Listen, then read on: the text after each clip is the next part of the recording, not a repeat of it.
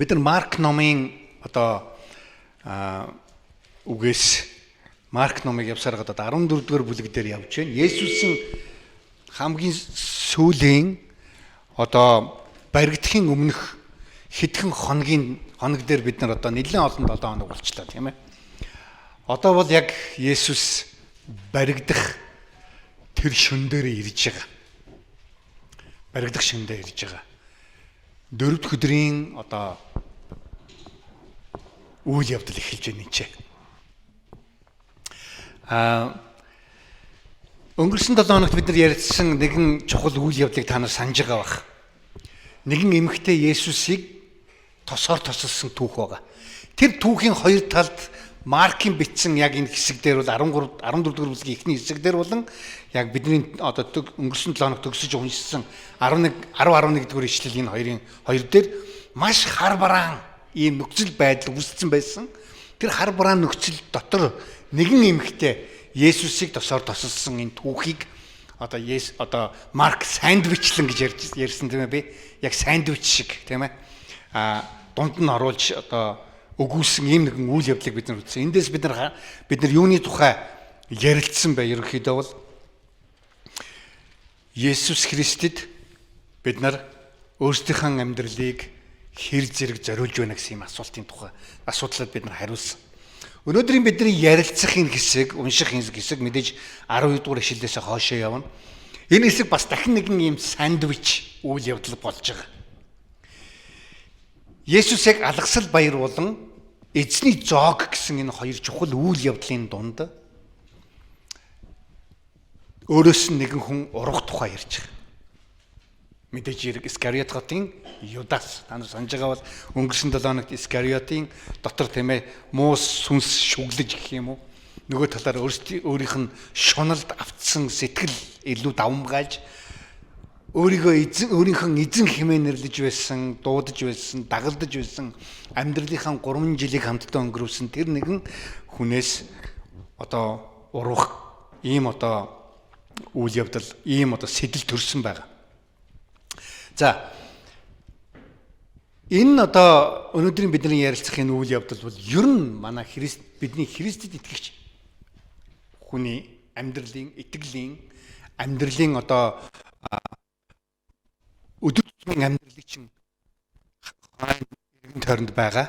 Яга микрофоныг байн бодгоод байгаа нэг маш чухал ойлголт энэ чи явж байгаа гэдгийг тийм ээ. Одоо та нарт мэдээж хэрэг энэ бол эзний зог. Бид нар өнөөдөр бас эзний зогтой бас таарсан байгаа. Тийм ээ. Өнөөдөр 7 сарын хамгийн анхны бүтэн сая өдөр шүү дээ, тийм ээ. За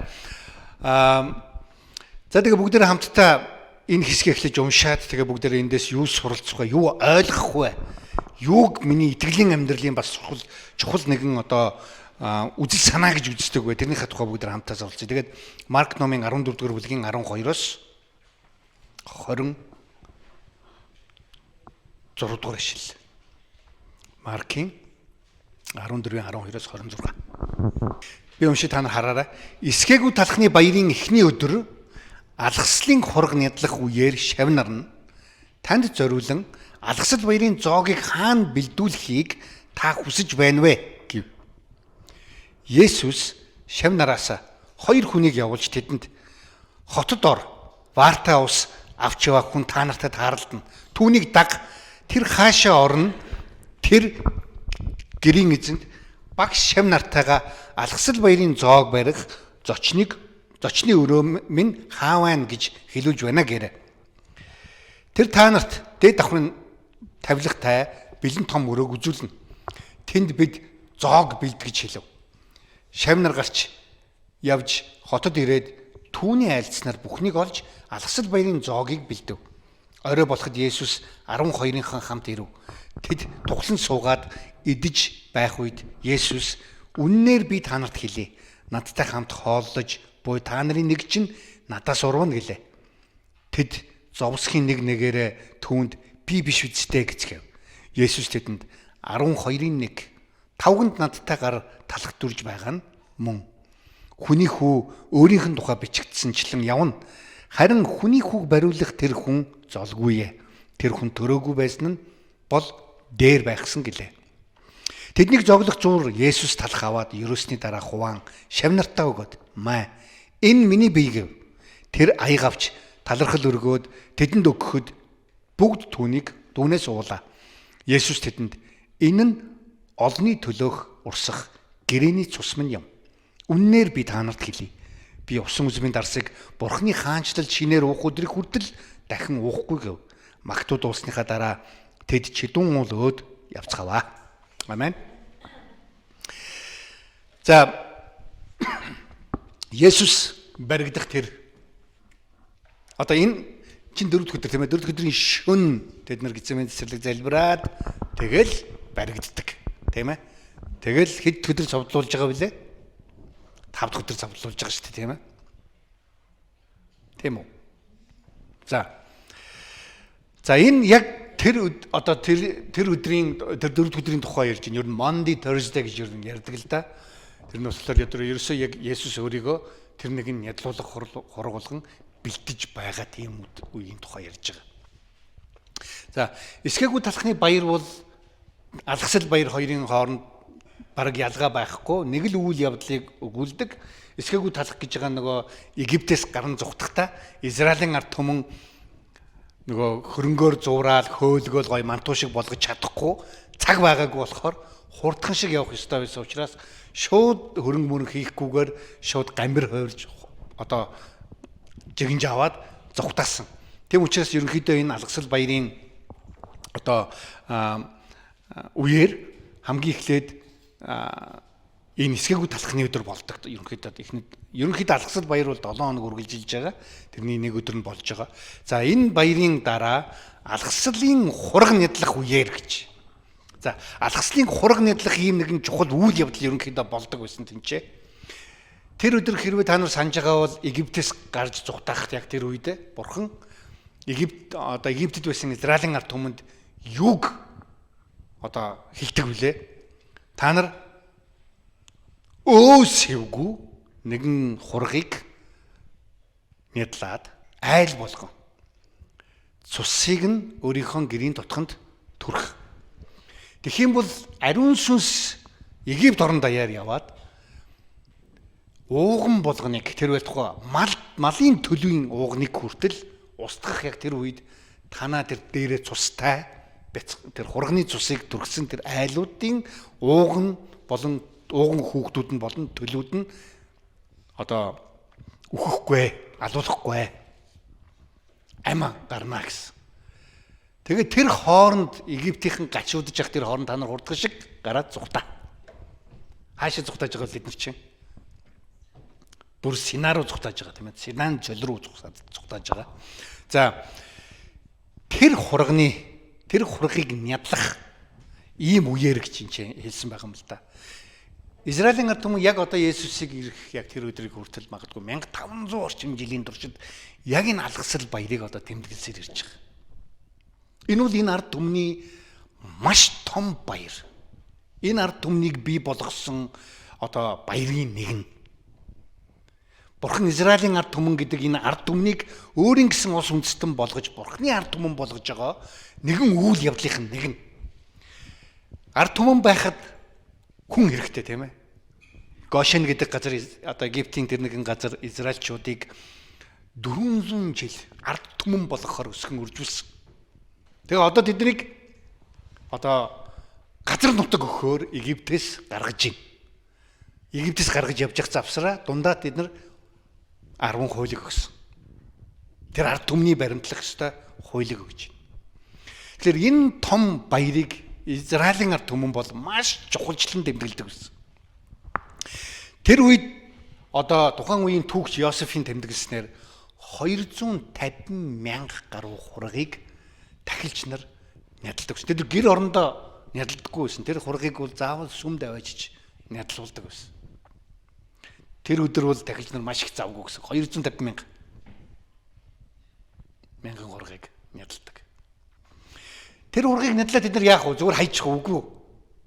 Тэд нар тэр оройн тэр алгасэл баярын зоог болгодог байсан. Одоо жигэндэг, хуурдаг одоо юу гэдгийг замаар. Тэр баярын одоо чухал манайх бол ууц тавьдаг шүү дээ тийм ээ. Цагаан сараар яг тэд нар бол тэр бяцхан хурганы одоо хургийг иддэг байсан. Өөр янз бүрийн ногоотой. Ямар ногоонууд байдаг гэхээр тухайн үед тэр хазаа ургадаг байсан. Маш гашуун тийм ургамлыг тэд нар оролцуулдаг байсан. Алгасад баярынхан хоолны нэг хэсэг болгож яагаад гэвэл Израилийн ард түмэн Египтийн дарлалд ямар их зовлон гашууныг амсаж байсан бэ гэдгийг одоо хүүрнэх үедээ тэр гашуун ногоог тэд нар бас иддэг байсан. За тэгээд бас ногоон навчид ургамлууд, жимс, жигэнсэн жимс. За одоо тэгээд дарс. Тэгээд мэдээж хэрэг эсгээгүүд алах хэрэгэлдэг байсан. За тэр үедээ тэд нар яг ямар одоо литург гэж ярих юм бол ямар янзын дистралаар энэ баярыг тэмдэглэдэг байсан бэ. Яг уу Монголын баяраас одоо израильчуудын баярын ялгаатай нэг чухал юм нь болохоор израильчуудын баяр нь маш их одоо утга агуулга дээр төвлөрсөн. Идэж уух дээр бол нэг жоохон арай баг төвлөрсөн. Тэгээ Монголын одоо баяр бол их идэж уух дээр төвлөрдөг шүү дээ тийм ээ. Одоо тэдний энэ алгасэл баяр болохоор ихэвчлэн утга санаан дээр төвлөрсөн. Тэгээ яадаг үсгэлэр энийг бэлтгэхийн тулд хургаа одоо сүм дээр очиж өөсөвгүй яг зөв хурга байгаа гэсгийг нь тагтилчнараар харуулад тэгээд бас нядлуулдаг байсан. Тэгээд бэлтгэл ажил нь бол тэр байсан. Тэгээд тэр олон янзын ногоонуудыг одоо дарсыг аваад бэлтгэдэг байсан. За ийм ажлыг бэлтгэх одоо ёстой болсон байгаа. Есүс болон шавнартайгаа хамт явж байхдаа маш олон эрдэмтэд энэ дээр яг энэ үйл явдлыг юу гэж үздэг байсан гэхээр шавнар нь одоо өөрийнхөө магадгүй гэр бүл нь бас дагаж явж ирсэн баг. Олон хүмүүс тэнцээ зөндөө олон хүмүүс байсан. Яг гэвэл алгасал баяр гэдэг бол гэр бүлийн баяр байсан. Зүгээр нэг хэсэг хүмүүс одоо энэ тэнд очиод төрсө өдөр тэмдэглэж байгаа юм шиг баярлдаг юм баяр биш.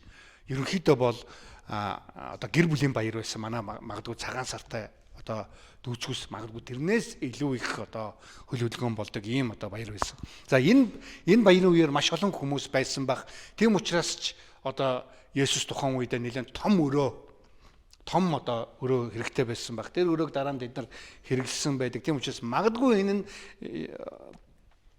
Йохны Тахамата нэг ийм одоо хоёр давхрын өрөө байсан баха гэж зарим эрдэмтэд үздэг. За ерөнхийдөө бол тэр баярын тэр үйл явдлыг хэрхэн болох тухай Есүс аль хэдийнэ урьдчилан мэдсэн байсан гэсэн энэ хэсгийг та нар харж байгаа. Ваар та ус авч яваа нэгэн хүн та нартай таарлтна гэж. Хоёр шавнараа явуулдаг. Хэрвээ Лук номдроос харах юм бол тэр Петр, Иохан хоёр байдаг шүү дээ, тийм ээ.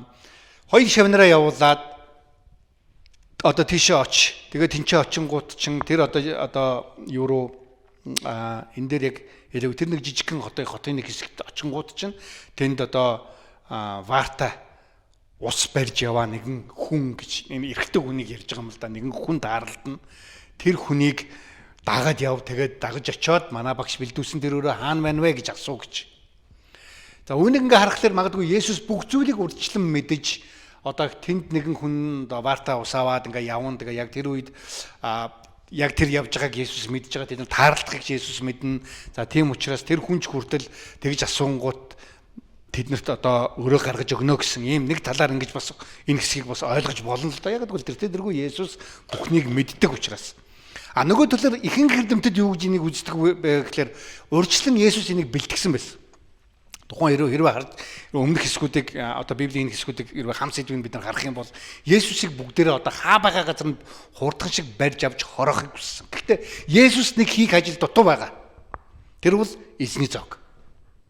Тун удалгүй Есүс энэ алгасал баярын зоогийг эзний зоог болгон хувиргах тэр нэгэн үйл явдал болох ёстой. Тэрнээс өмнө баригдчих болохгүй Есүс.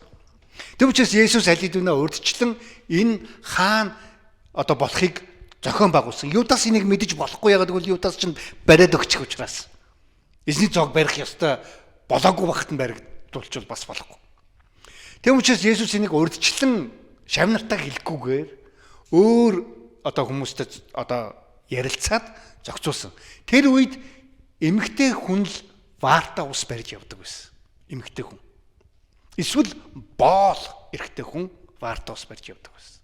Тэр зүгээр энгийн юдэ хүн өөрөө Ваартаа ус эрэгтэй хүн барьж явдаг байсан. Тийм учраас магадгүй шавнарт одоо тэмдэг болгосон. Нэг талаар нууц ажиллагаа явуулж штэ Есүс энэ ч тийм ээ. Тэмдэг болсон нэгэн хүн тэнцээ харагдангууд шавнар нь дагаж явсаар байгаад очоод тэр нэгэн хоёр давхрын өрөөг очоод тэнцэнэ бэлтгэл ажиллаа хийн. Тэр бэлтгэл ажил дотроо бол нөгөө хургийг авах, хургийг нядлуулах, сүм дээр аваач тэгээд одоо хоол болгож бэлдэж тийм ээ тавих ийм одоо үйл ажиллагаа болж байгаа. Алгасал баярын үеэр тэд нар ингэж суугаад яг юу хийдэг байсан бэ гэж тийм ээ. Одоо монголчуудын одоо цагаан сарыг үзэх юмсан гэж гадаад хүмүүс Монголд ирээл дээ цагаан сараар бид нартай хамт яваад очоод золгоод бууз мууз идээл те ингээл дууж хуурдаал зарим газар бол тийм ээ. Ингээл гадаад хүмүүс явах дуртай. Хэрвээ бид нар одоо яг юдэчүүдийн алгасал баярыг одоо тэмдэглэхийг очиж яг юдэ ингээд гэр дотор очоод ингээд хараад суухвал яг юу болох вэ гэж бид магадгүй заримдаа бодож байгаа хөх тийм ээ. Хэрвээ бид нар уламжлалт тэр алгасал баярын тухай ингээд харах юм бол энэ чинь юу болдгоо гэхээр айл гэрийнхэн тийм ээ одоо бүх одоо гэрийн хүмүүс хүүхд одоо нялх хүүхдүүдээс ихлээр бүр настай хүмүүст нь хамтдаа нэгэн гэрт цугларна. Маш их бужигнаатай одоо ийм үе. Тинчээ одоо алгасал баярын хураг гэж айгүй чухал зүйл байгаа. Манай ууц бол яг тэр одоо манай баярын гол төвд байдаг ч гэсэн тэр баярынхаа гол утга учирыг агуулдаг шүү дээ тий. Цагаан сар бол. За энэ яагаад байгаа юм бол? Зүгээр. За байна уу? Гэтэл энэ алгасал баярт бол тэр хураг маш чухал. Хоол ундны тэр бүх зүйлс их чухал. Би яг эдэн жилийн өмнө Ханука баяр байсан. Ханука баяртай тааралдаад Ханука баярын тэдний одоо болж байгаа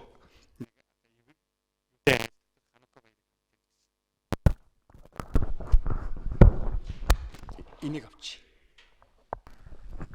Нэг авчих уу. За тэгэд тэгсэн чинь ингээл нэг тийм нэг манахаар бол одоо перчгийн юм уу да хийгээл тэгэл тэрийг л идэм бэлээ. Тэгтээ дотроо махгүй л дээ. Перчгийж гэх юм одоо шарсан одоо мантуу юм уу? Маягийн юм. Одоо идэм бэлээ. Тэгээд яг тэр Ханука баяр гэдэг юу вэ гэдэг тухайга ярьдаг юм бэлээ. Яг тэрнтэй адилхан алгасал баяр бол гол нь яг юуны тухай бид юуг тэмдэглэж байгаа вэ гэдгийг үр хүүхдүүдтэй ярьж өгдөг юм чухал баяр. Яг гэвэл хамгийн эхлэхээс өмнө одоо дуулал 113, 14, 15-ыг тэд нар уншин дуулна. Тэгээд хамгийн настай хүн нь тэнцээ одоо бурхан эзнийг магтсан, алдаршуулсан ийм одоо үг ерөөлийг хэлнэ. Тэрний дараа асуулт асууж байгаа. Нэг жоохон хүүхэд эндээс тэр үед яг юу болсон юм бэ гэж. Гэхдээ асууж байгаа яг еврей үг нь болохоор юу гэхээр энэ орой бусад оройнуудаас юугаараа ялгаатай юм бэ гэж асуудаг. Өөрөөр хэлбэл тэр орой юу болсон юм бэ гэсэн юм утгаар асууж байгаа юм л да.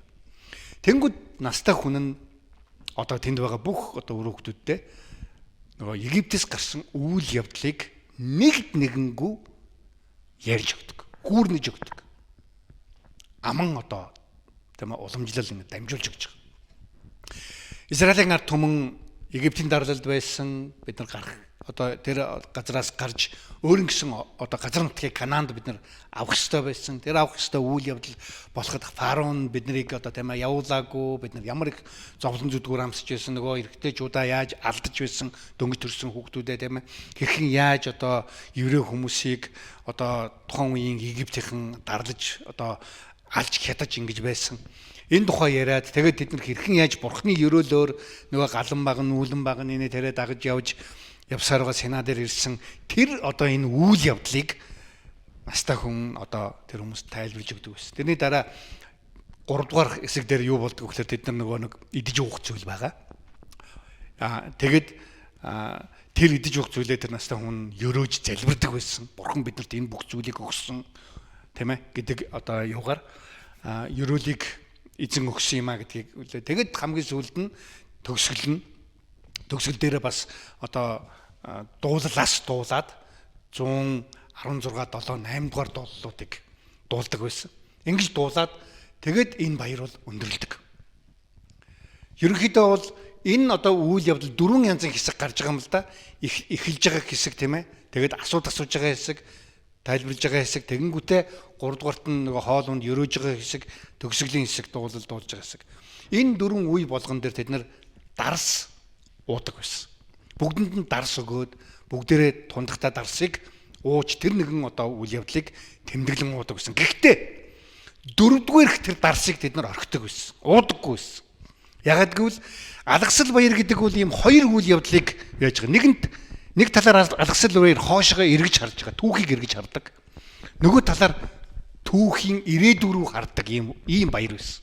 Ирээдүг рүү харсан тэр баяр нь юу гэхээр Месиагийн амлалтаа Бурхан бүр мөсөн биелүүлэхийг төлөө. Тэр өдрийг хүртэл энэ хундгыг би уухгүйгээр хүлээн гэсэн ийм одоо ойлголтоор тэр баярыг төгсгдөг ус. Дуусгаагүй төгсгдөг ус. Яг гэвэл энэ баярын төгсгөлт нь удахгүй ирнэ болоогүй байгаа гэж төгсдөг байсан. Ийм одоо баяр.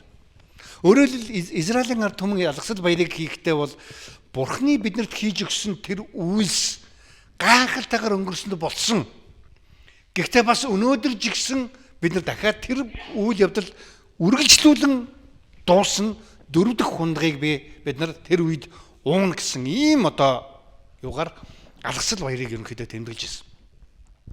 Тэм учраас тэр алгасал баяр бол Израильчуудын хувьд бол оршин тогтнолынх нь ард түмэн гэдгийнх нь маш чухал одоо тэмдэгэн болсон ийм баяр байсан. Монголчуудыг наадамгүйгээр магадгүй одоо төсөөлдөггүй шиг тийм ээ. Цагаан саргүйгээр төсөөлдөггүй шиг ийм одоо чухал баяр байсан. За тэр баярын одоо бэлтгэл ажлыг Есүс одоо хаана хийх вэ гэж асуухт нь мань хүмүүст хэлээд одоо ингээ бэлтгүүлж байна. За тэгээд тэр өрөө нь магадгүй Есүс урдчлан баригдах ёсгүй байсан учраас шавнар нь хүртэл хаана очихыг мэдэхгүй байсан. Тэгээд тэр нэгэн хоёр хүн зөвхөн тэр Петр Иохан хоёр л тийм ээ мэдээд яг тэнд нь одоо баярын одоо бэлтгэл ажлыг бэлдээд орой болоход гэж тийм ээ 17 дугаар ишлэл дээр харах юм бол орой болоход бид нар шавнартайгаа ирсэн. Бүх зүйл одоо бэлэн болсон байсан. Есүсийн хэлснээр бэлэн болсон байсан. За тэгээд тэд нар бүгдээрээ хамтдаа тухлан суугаад алгасал баярыг одоо яг тэмдэглэж байгаа. Магадгүй энэ алгасал баярыг тэмдэглэнгээ Есүс магадгүй нөгөө дуулсан баг тэд нар яг одоо уламжлал ёсороо дуулал номносоо дуулаад тэгээд Египтээс гарсан тэр одоо гайхалтай үйл явдлыг хүрнээд тэгээд яг ингэж сууж явах яг тэр үедээ Есүс нөгөө нэг сандвичийн дунд байгаа нөгөө дундлын гол тэр нэг хэлэх гэж байгаа зүйлээ хэлсэн. Үннээр би танарт хэлье, надтай хамт голж байгаа та нарын дундаас нэг нь надаас урвна гэж. Тэр утга намайг барьж өгнө. Хэрвээ бид нар энэ 21 дугаар ишлэлийн хэсгээс харж байгаа бол хүний хүүг бариулах хүн золгүй гэж тийм ээ. Бариулна гэж.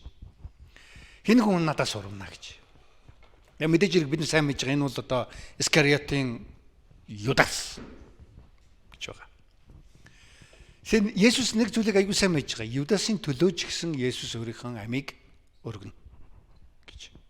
Хэрвээ бид нар 21 дугаар ишлэл дээрээс харах юм бол өөрийнх нь тухай бичигдсэн явна. Өөрөөр хэлбэл Бурхан бүх зүйлийг мэдж байгаа. Бүх зүйлийг төлөвлөсөн. Бүх зүйл Бурханы хүслийн дагуу явхаараа явна. Гэхдээ тэр дунд бас нэг хүн төрөөгүй байсан бол дээр байсан. Тэр хүн өөрийнхөө хүслийн дагуу Бурханаас эзнээсээ урвсан гэж. Яг энэ зүйлийн тухай ингээ хэрвээ бид нар ярих юм бол маш олон хүмүүс олон янзын асуулт асуух бах. Бид нэрлөө нарийн ормооргүй. Эндээс бид нар юуг харж болох вэ гэхлээр Бурхан өөрийн зүйлийг төлөвлөснийхаа дагуу хийдэг. Гэхдээ хүн бол өөрийнхөө үйлдэлийн төлөө хариуцлагатай. Бурхан хизээж хэн нэгэн хүнийг гим нүгэлтэй нь мөнхийн там руу үлдээхээр төлөвлөөгүй. Гэхдээ Бурхан тэр хүнд юу болохыг мэдж байгаа. Юу тохиолдохыг. Өөрөөр хэлбэл бидний зүгээс харахад бол бид нар Бурхантай хамт мөнхөд амьдрах амьдралаараа амьдрсаар авах нь бидний хариуцлага. Бурхан бол төгсгөлдөө энэ дэлхий дээр хамгийн боломжтой замаар хамгийн их хүмүүс өөрийнх нь тэр хайрын ерөөл дотор ирээд мөнхөд амьдрахын боломжтой ийм төлөвлөгөөнийхээ дагуу ажиллаж байгаа. Тэгэхээр харамсалтай нь яг Юдас шиг ийхүү орхигдох нь төрөөгүй байсан бол дээр байх хувь заяатай хүмүүс байгаа. Яагаад гэвэл Бурхан энэ дэлхийг роботын дэлхий болгож бүтээгээгүй. Эрх чөлөөтэй сонгох эсвэл сонгохгүй байх эрх чөлөөтэй, хайрлах бас хайрлахгүй байх эрх чөлөөтэй ийм хүн төрлөختнийг Бурхан бүтээсэн учраас. Тэгээд тэд нар бүгдээрээ би л урахгүй гэж ерөөсөө хэлж чадахгүй байгаа. Би биш үсттэй гэж аюу олон хүмүүс асуусан. Шавнар нь би биш үсттэй гэж. Дараа нь мэдээж Петр би л авдаггүй гэж хэлсэн л дээ. Гэхдээ яг тэр үедээ бол тэд нар бүгдээрээ өөрсдийнхөө дорой гэдэг юм чис тун удалгүй тэд нар Есүсийг орхиод зогтаах гэж байгаа. Энэ Юдас л байсан болохоос энэ Петрч байх боломжтой байсан. Орвсон нэг нь. Юдас хамгийн муу хүн нь учраас тэгээгүй. Тэд нар тэрхэн зуура тэр мөнгөний шунал бас итгэлийн хэврэг байдлаасаа болоод эзнээсээ урвсан.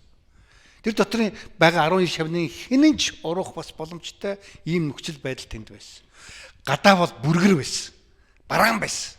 Аимшигтай байсан. Эвгүй байсан. Юугүй л одоо бүгдээрээ л амнасаа алдах гэж байгаа юм шиг ийм хүнд хэцүү нөхцөл байдал тэнд ирсэн байсан. Хинэнч зоригтойгоор Есүсийг хамгаалчи барь гэсэн ийм одоо зүйл тэднэрт байгаагүй. За тийм учраас хэрвээ биднээс энэчээс харах юм бол бидний мундагаас болоод Есүс биднэрт алгасал баярын хураг болоог. Есүс өөрийнхөө улмаас тэр бидний алгасал баярын хураг болсон. Тийм ээ. Тэр өөрөө бидний төлөө амиа өгөхөөр шийдсэн. Хэрвээ бидний сайн сайханд, бидний сайн шийдвэрт, бидний мундаг шийдвэр гаргалтад хэрвээ бүх зүйл тогтсон байсан бол бид нар аль хэдүүнээ сөнсөн. Аль хэдүүнээ сүрсэн. Гэтэл авралын энэ үйл явдал бол биднэр дээр биш. Бидний сонголт дээр биш. Бидний мундаг дээр ерөөсөө биш. Харин Бурхан дээр байсан учраас аврал бол биднэрт байх боломжтой. За энэ нэг одоо хар бараан хүнд хэцүү энэ нөхцөл байдал яагаад энэ алгасал баярын дунд яригдах ёстой вэ гэхээр хэрвээ бид нар Коринт хотод бичсэн Паулын загтлыг хэрвээ харах юм бол Паул ярьж байгаад нэгэн одоо гим нүгэл хийсэн хүний тухай ярьж байгаад гинтхэн алгаслын хорог Есүс хүртэл бидний төлөө тийм ээ өөрийгөө өргөсөн гэсэн юм нэг үгийг хэлсэн байдаг. Өөрөөр хэлбэл Бурхан бүх хүмүүсийн төлөө өөрийнхөө цорын ганц хүүг энэ дэлхий дээр илгээсэн. Тэгээ тэр хүн болгоны төлөө нэг ч хүн алгасахгүй шүү. Хүн болгоны төлөө загалмайн үхлийг амссан. Хүн болгоны төлөө авралыг боломжтой болгох замыг нээсэн. Харамсалтай нь Юдас шиг хүмүүс байгаа учраас хүн болгон тэр авралыг хүртэж чадахгүй гэдэг нь бол ойлгомжтой. Бид нар өөрсдөө амьдрал мэднэ шүү дээ, тийм ээ. Эзэн итгээгүүнээс сурж байгаа хүмүүс зөндөө мэднэ. За алгасал баяр. Одоо энэ алгасал баяр бол Христ итгэгчдийн хувьд бол хамгийн сүүлийн алгасал баяр. Бөгөөд энэ алгасал баяр бол бас хамгийн ихний эзний зоогийн өдөр болж байгаа. Тэгэд олон эрдэмтэд ер нь Пентекост баярын үед чуулган эхэлсэн гэж ярьдаг. Гэхдээ маш олон эрдэмтэд бас яг энэ үеийг чуулганы суур тавигдсан гэж үздэг бас. Яг гэвэл хуучин гэрээ тэр нэг мөсөн үгүй болж харин шинэ гэрээ эхэлж байгаа анхны одоо эзний зоогийн зааварчилгааг өгж байгаа гэсэн энд явж байгаа учраас гэж хэлдэг.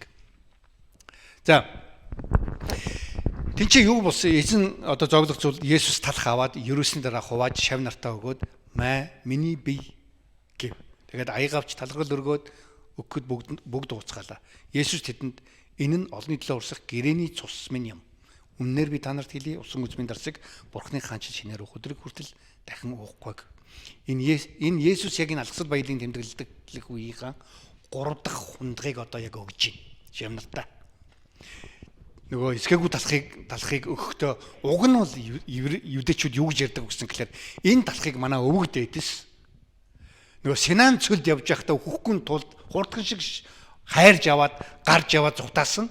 Тэгээд энэ бол манай ард түмний аминд орсон талх юм аа гэж хэлдэг. Тэгж бүгдээрээ нөгөө талхыг хугалж идээд ингэж тэр баярыг тэмдэглэдэг байсан. Гэтэл Есүс шал өөр юм ярьж гисэн. Талхыг авч хуваангуудаа энэ бол одоо манай ард түмний гээгүй. Есүс юу гэсэн? Энэ бол миний бие гэж хэлсэн. Армян хэлээр хэлсэн байж таарал та тийм ээ мэдээж Есүс энэ миний бие гэж хэлсэн. Тэгээ бүгдээрээ итцгээс. Есүс хэрэг бид нар алгасал баярын тухай эзний зоогийн тухай ч гэсэн сонсох юм бол еврейчүүдийн яг энэ үлдэж байгаа үйлдэлгээ сонсох юм бол нэлээд тийм эвгүй айдсын кинотой адилхан дуу тиймэрхүү юм сонсогдох ёстой. Яг л хурганы цусыг нядлаад тэгээд тэр цусыг дотхондоо түрхээд тэгээд ингэн. Есүс болохоор бүр амар болгож байгаа нэг аимшигын киног улам аимшиг юм болгож байгаа. Ард нь амар хөгжим нэмээд. Яаж иж гэхээр энэ бол миний бие. Та нар намайг ид. Энэ бол миний цус.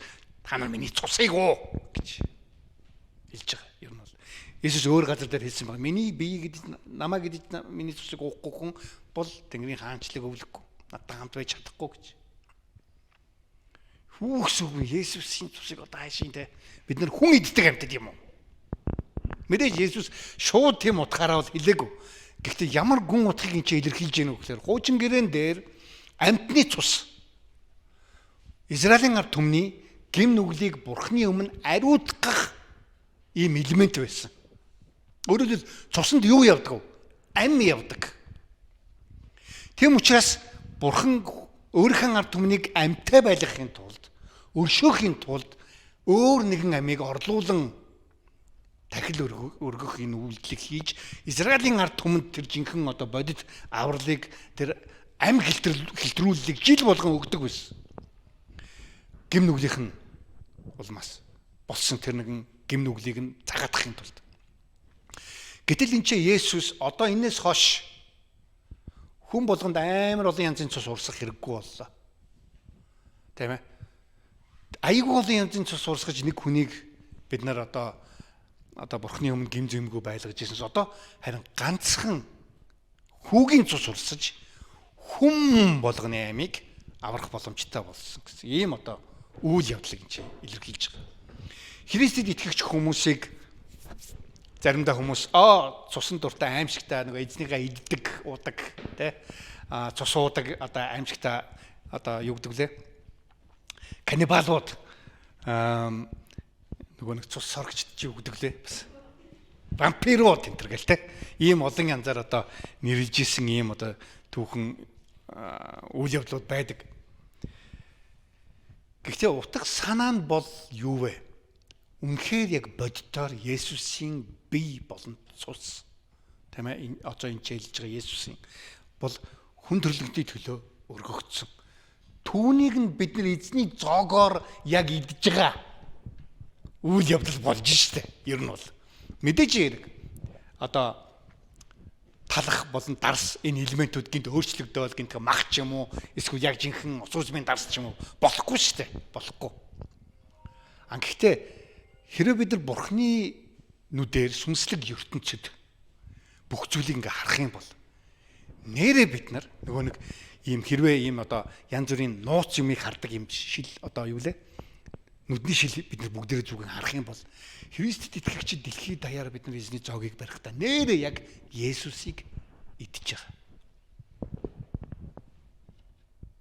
Мэдээж хэрэг Августины хэлснээр бол эзний зог гэдэг бол угаасаа сакрамент юм а. Өөрөөр хэлбэл сакраментум гэж энэ юу гэсэн үг вэ гэхээр ариун ёслол гэсэн үгэлдэг. Гэхдээ бас нэг талаар энэ бол үл ойлгогдох ер бусын зүйл гэж хэлж байгаа юм л да. Харахад нэг юм гэхдээ үйлс нь өөр юм гэж. Ойлгож байна те? Харахад нэг юм гэхдээ яг үндсэндээ бол өөр юм хийж байгаа гэж. Мэдээж хэрэг бидний хувьд бол талах дарсыг л идж байгаа. Гэхдээ сүнслэг ертөнцид бурхан Есүс энэ бол миний бие шиг юм аа гэж хэлээгүй. Миний биеийг төлөөлнө гээгүү. Юу гэсэн? Энэ бол миний бие. Энэ миний бие гэж. Дарсагч гэсэн. Энэ миний цус гэж хэлсэн. Зөөрлөж юм уу, дүрслэж юм уу хэлээгүй гэж харагддаг. Тэгэд энэ бол та нарт өгж байгаа яг одоо алгасал баярыг ойлгож байгаа юдэ хүмүүсийн хувьд бол одоо энэ аим шигтэй одоо шинжлэл болж байгаа тэдний оюун бодолд. Одоо би тэгвэл өөрийнхөө гим нүглийн төлөө ямар нэгэн дахил өргөж байх хэрэггүй болчихж байгаа. Ингээл одоо би Есүсийг аваад болоо юм уу гэсэн ийм одоо зөрчил тийм ээ тэдний дунд үүсч эхэлж байгаа. Зүрх сэтгэлд нь зарим нь ойлгохгүй, зарим нь магадгүй ойлгосон нь бодож эхэлж байгаа. Юу вүлээ гэж. Харин Есүс энэ чи ямар чухал одоо институт гэж ярьж байгаа юм л да.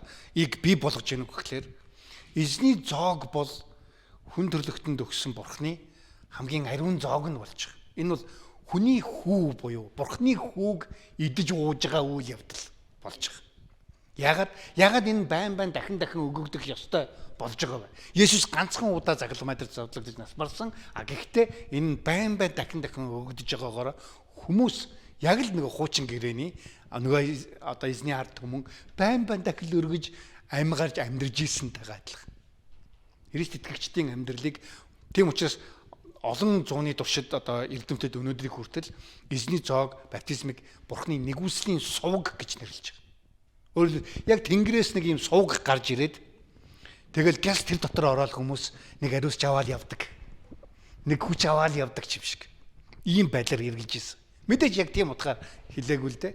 Гэхдээ энийг яагаад тэгж нэгүслийн сувг гэж нэрлэж ирсний гол санаа нь болохоор ерөөсөө нөгөө гим нүглийн төлөө өргөссөн тэр зүйл зөвхөн хүний оюун бодолд ойлгогдож зогсохгүй бас биед нь амтлагдаж, баригдаж, мэдрэгдэж явах ийм чухал зүйлийг өгсөн гэж ойлгогддог. Тэгэд Есүс бас 4 дахь хундгыг аваад юу хэлсэн? Усан үзмийн дарсыг Бурхны хаанчлал шинээр уух өдрийг хүртэл би дахиж уухгүй гэж хэлсэн. Өнөөдөр Христэд итгэгч хүмүүс эзний зоогийг барихтаа бид нар тэр 4 дугаар хундгыг дандаа уудж байгаа. Ягаад гэвэл Есүс загалмай дээр цовдлогдоод тэгээд амьлаад явсан. Тэгээд тэр 4 дугаар хундгыг бид нар уусаар байгаад Есүстэй хамт тэр нэг өдөр очихдоо Есүсийн тэр анхны хундгыг бид нар бас хамтдаа уух боломжтой болж байгаа. Тийм утгаар Есүс хэлж байгаа. Өнөөдөр бид нар эзний зоогийг барих өдөр байгаа тийм ээ. Есүс өөрөөр хэлбэл яг тэр хуучин гэрээний алхслын хурган мэт бидний төлөө нятлагдсан гэж. Тийм. Тэгснэр бид нар Бурхантай хамт байх, мөнх амьдралтай байх, аврагдах, чөлөөлөгдөх юм боломжтой болсон. Тэр чөлөөлөлд одоо ч үргэлжилж байгаа гэж харагдаж байгаа эзний зоогийг бид нар байн барихтаа. Яг гэвэл бид нар буцаал нөгөө Юдасын санаа руу иргэдэг, урвдаг, шарвдаг, унж босдог тийм ээ. Нөгөө Христ итгэлийн амьдрал дээрээ бид нар зогсож байж юм бол чаддаггүй, бидний хүчээр бол чадахгүй. Ямар хүчээр гэхлээр эзэнний л хүчээр. Буцаад эзний зоог дээр ирэх. Буцаад эзэн дээр ирэх, эзний үг дээр ирэх, итгэл дээр ирэх. Өнөөдөр бид нар бас эзний зогтой бидний учраас эзний зоогийн талаар янз бүрийн юм ярих хэрэггүй байх гэж бодож байна. Бүгдээр эхлээд залбирцгаая. Тэнгэрлэг бурхан их эзэмнэ танд баярлалаа. Та өөрийнхөө үгээр дамжуулан өнөөдөр бас биднэрт алхсал баяр эзний зоогийн талаарх чухал зүйлийг та биднэрт сануулсан, ойлгуулсан, бас мэдүүлсэн, таниулсан учраас танд баярлалаа. Тэгээд бид нар их эзэн өөрийнхөө хүч чадлаар биш ганцхан таны бэлтгэсэн тэр нэгэн баяраар бид нар амьдрахад та туслаарай. Таны эзний зоогийг бид нар хүртэж, эзний зоогоор дамжуулан их эзэн та өөрийнхөө бодит ерөөл нэгүслүүдийг унсан энэ итгэлийг босгох ерөөлүүдийг та бас буулгаж өгөөрэй гэж танаас гуйж байна их эзэн минь. Тэгээ өнөөдрийн үгээр дамжуулан ирсэн та өөрийнхөө энэ үгийг их эзэн минь бидний зүрх сэтгэлд гүн суулгаж өгөөрэй гэж танаас Есүс таны нэрээр гун залбирлаа. Амен. Амен.